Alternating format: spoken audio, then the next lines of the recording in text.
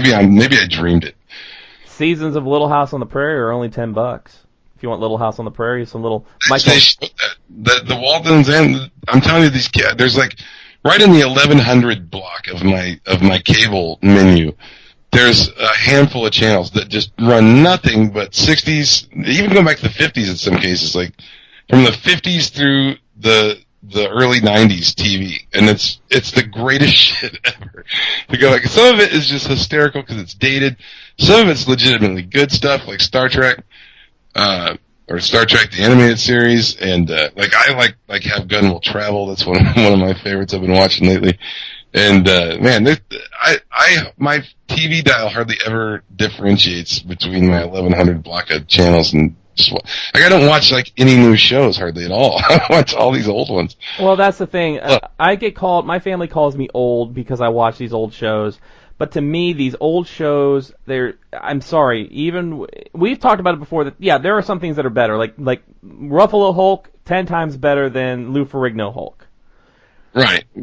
But there's also a grittiness in trying to push the boundaries of that time, and it's like it's not.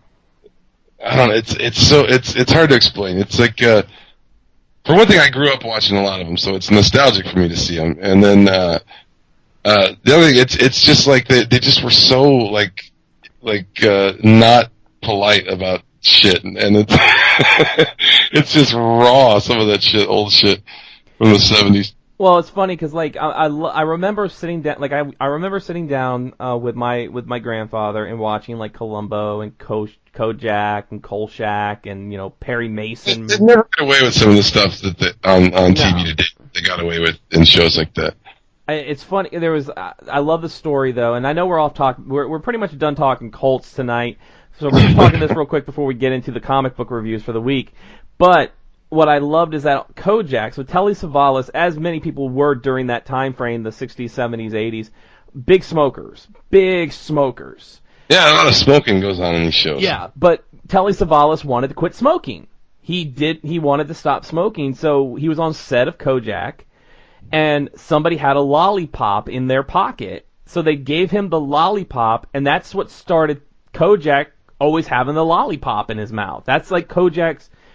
That was, where, Columbo, he always had the trademark cigar and the scruffy look. Kojak had a lollipop because it was just him trying to stop smoking in real life. So he just started doing he brought that lollipop to the set because I guess, sometimes when I don't know, I would love to pick a brain of somebody who was in television during those times. It was like, if you were filming a TV show and you just were like, you know what, I need a cigarette. Did you just light up? It wasn't in the script or anything. You just lit up a cigarette and went with it. Exactly. That's another thing. And a lot of the shows back then were just, the writers were just doing mountains of cocaine and everything was just nuts. Like the writing was crazy. Like the guy that created Alf was just out of his brain on coke, I guess, when he created that show. And like stuff like that. Like you hear this going back to the beginning of Hollywood up to a certain point where PR people started stepping in and stopping bad behavior from people. Like Hollywood was just nuts for like a long time, and like this crazy drug-fueled movie industry from back in the 60s and 70s, and it's crazy. You probably even go back to the 40s and 50s, who knows? But I mean, Hollywood was nuts, and so all that stuff. There's a point where like more political correctness started to creep in, and like PR people got involved, and people kind of kept bad stories out of the press. But I mean, like, there's a whole history of just drug-fueled Hollywood, and that's kind of what we grew up watching. Yeah. That's what they were giving us to watch, like this crazy drug-fueled written shit that we all grew up on. And that's kind of the charm of it too, just a completely different era of time. Yeah. Like this is not the world that I grew up in. Like, This is a completely different world that I'm a man out of time in a lot of things, because I grew up in a weird area of like before computers, and then the rise of computers, and then the rise of all technology. And I remember back when there was we didn't have VCR, we had a shitty color TV with rabbit ears on it, man. I'm growing up when I was a kid, and then it's transitioned into all this amazing technology, and like kids are just jaded, they don't care. Like every new thing that comes out for me is like, hell yeah, look at this thing. I mean, I went to the grocery Greatest store. thing in the world. Dude, I went to the grocery store today, and like every kid was either walking or sitting in a cart with a tablet or a phone with some television on. It's like, I remember back going to the grocery store, you had to grocery shop. There was no TV in there. You know, you come home, and that's when you got to watch some TV, maybe. And you know, you're talking about the Munsters. Another great Fred Gwynn show, which I loved, was Car 54, Where Are You? Yeah. I love Car 54. Nick at Night. I remember when it was on Nick at Night a while back. Officer Francis Muldoon. I love those. Yeah, shows. I mean, I remember being my mom. I remember being like a kid in the cart. My mom smoking in the grocery store, pushing the cart, just blowing the smoke everywhere.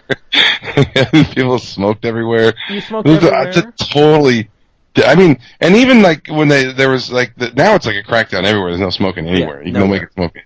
But I mean that like it kind of went gradually. Like they stopped letting you do it in grocery stores and clothing stores. But then like people would smoke like out in the mall. I remember in the mall, people just riding up the escalator smoking like it's like inside. It's like so bizarre to think about that now. But man, everywhere I went, people were smoking when I was a kid. It was like common, like in the police station, in the post office, wherever the hell you were, people just light up and smoke. I mean, watching Columbo from like the 70s, I mean, he goes into a hospital and lights up his cigar inside a hospital. Yeah, you could smoke in hospitals back then. It's crazy. Everywhere you went, there was an ashtray. I mean, in the psychiatrist. Well, even up to the 90s, there were a lot of places you could smoke. Even through the 90s. When I was late 90s, when a young Spin was working as a waiter at multiple restaurants in his hometown, I loved working the smoking section. Because I found out very quickly, if the cook got an order wrong at a non-smoking table, they threw a fucking hissy fit. I mean, they threw shit. They got so angry, and they would tip so poorly, like it was the waiter's fault that the food was wrong. But smoking section, they're like, fuck it, go fix it. Nom, nom, nom, nom, nom, nom. They'd light up another cigarette. Tips were still good. I could walk out of there with $200-$300 tips a night from working smoking because they did not care. It was like, oh wait, my food's not here yet. Well, that's another. I can light up another cigarette. Well, there's all kinds of There's all kinds of different angles on that, I guess. But I mean, I think it should be up to the business owner. I think if you run a smoking place it's like people can choose not to go into a place. If it says smoking allowed in here, you can choose not to go there. Yeah. I mean, it's once again, it's everybody's business. But I just want to pick somebody's brain who was in the industry back in those days. Because I honestly feel half the time people lit a cigarette in a TV show, it wasn't in the script. It was just because they wanted to fucking smoke at that point in time. Yeah, probably like on people on Johnny Carson back in the day used to smoke. Johnny Carson had an ashtray on his desk. Oh, yeah. Fuck yeah, man. I mean, and plus you think, Johnny Carson, if Frank Sinatra came on or Dean Martin came on Johnny Carson, they're going to smoke. Yeah, and it's like you're not going to tell those guys not to. Oh, you don't. They won't come on. You would not. You don't tell Frank Sinatra what to do. Frank Sinatra did whatever the hell he wanted because he was the man, and a very generous man. Frank Sinatra was a very generous man. From what you hear posthumously. Yeah. We don't get many of that anymore. We seriously do not have people like that anymore, those type of celebrities, man. Oh, no. You're not going to catch, like, Katy Perry. No. Doing anything real for anybody. I'll tell you what, though, Nancy Sinatra, whoo, man, that girl was a looker in her day. Her boots were made for walking. Oh, and she could walk, man. Nancy Sinatra was... she was a good-looking gal. She had it going on. Really... is there the cult of the Rat Pack? We'll talk. Yeah, cult of the Rat Pack. The Rat Pack. Pack was sort of a cult, all centered around Frank. And they were a cool cult too, man. They were as cool as the other side of the pillow. Dean, Peter Lawford, Joey Bishop. Peter Lawford was kind of the they pushed him around a lot, right? He was the bitch of the. He was the gopher. He was the bitch boy. They're like, we'll let you in. We'll let you in. Sure, come on. Come on, man. Steve and Edie. Steve Lawrence. They were kind of in the wings. Like, yeah, they were like just waiting for like them to finally get pissed off at Peter Lawford and be like, all right, next. Come on. Man, anybody younger than 150 is not going to know what the fuck we're talking about. No, man. But, we're going to do an episode one time on, I'm already planning it. We've got a lot of episodes that Chief and I have been coming up with. I'm not going to tell you about it, but Chief came up with a really good one that we're working on, that we're going to be doing a topic on sometime in the very near future. Really funny. I think it's going to be, I'm not going to say too much about it. I just love the idea that Chief came up with that he brought to me yesterday. It was great. Yeah, it's still in the works, and I'm trying to make it so everybody doesn't instantly click it off when we put it on. Yeah. But we have to do an episode dedicated to the old timey, like those cartoons when the cartoons we grew up with, where they would have like a caricature of Frank Sinatra or generations grew up on those old Warner Brothers stuff with where they did like the Hollywood, like when Bugs Bunny's in the restaurant and Bogart pulls a gun on him. Yeah. Or the one where they're like at the Oscars or something like that, and Bugs wants like the Oscar, and there's all those other celebrities like the Marx Brothers, Lauren Bacall. Yeah. What's her face? The boom chicka boom boom boom. Ay. Isn't it? It's always been weird to me that animation always looked like such quality to me, like such detailed painted backgrounds, and just would look beautiful. All those old Warner Brothers, especially when like the Chuck Jones era of it, and it just looked awesome, and it just seems like, why can't they recreate, like, compared to that, Tiny Toons looked awful. I thought, compared to the original Warner Brothers animations on those cartoons, Tiny Toons look cheap and awful compared to that. I mean, not saying it ain't funny in some instances, but the animation quality wasn't there, and I guess because it was like one of those after-school kind of shows, like weekday kind of running deals. Well, I mean, but it just wasn't as good. It's like nobody ever seems to be able to create cartoons like that anymore. It's just like there's no hand painted nothing, no hand drawn anything. I've recently been playing Cuphead. The new that's a cool looking game. That's one that's like that. Yeah. I bought it on Steam. I've been playing it. It is traditional. It looks like a 1940s cartoon. It's even got like the old film grain. The entire game has this film grain. Like it's an old Steamboat Willie looking. Yeah. Style. It looks like old like 1940s Looney Tunes or the best Disney shorts or Fleischer shorts or whatever. Yeah, like the best ones I can come up with would be like the backgrounds remind me of say like Popeye in like the Sinbad the Sailor or Popeye. Like when they had like the real photo background. Yeah. Where it looked like real photo background. Yeah, it's like that. And the great game, Cuphead. I mean, it's hard as fuck, but I enjoy it. The animation is great. It's such a great game. Looked hard. I watched Djibouti's gameplay of it, and it looked pretty hard. It is. I kept dying. Yeah, I'm on the final.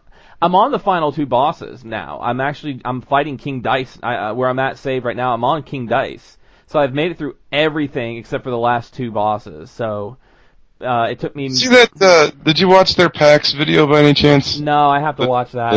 It's only like 6 minutes long or something. I don't think it's very long. But they show this game in there that looks awesome. There's a game called Sinner that's coming out that looks just awesome.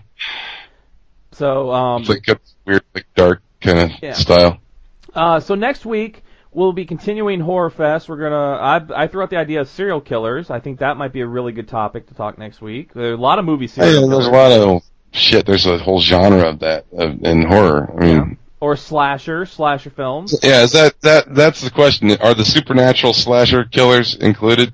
Sure, why not? If they kill, I'm gonna say this: if they kill more than 3 people in a movie, it counts. Okay.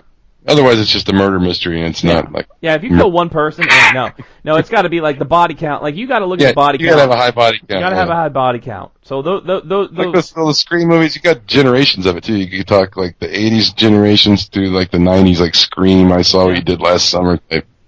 Yeah, they got a body count higher than, like, 4 or 5. Yeah, it counts. If teens had sex and then were immediately murdered afterwards, yeah, they count. It seems like the body count gets higher in every one as you go further down the franchise. If you were Kevin Bacon and you got it on at Camp Crystal Lake and then you had like a frickin' arrow through your frickin' neck, yeah, it counts. I still don't like the first Friday the 13th. Everybody says I'm nuts. I don't like it. I only like the Jason Voorhees on. You don't like Mrs. Voorhees. No, I hate that one. That's not a payoff to me. Show me a lunatic cannibal hillbilly. That's the payoff. That's like the end of Scream 2, where it's like, you're the killer.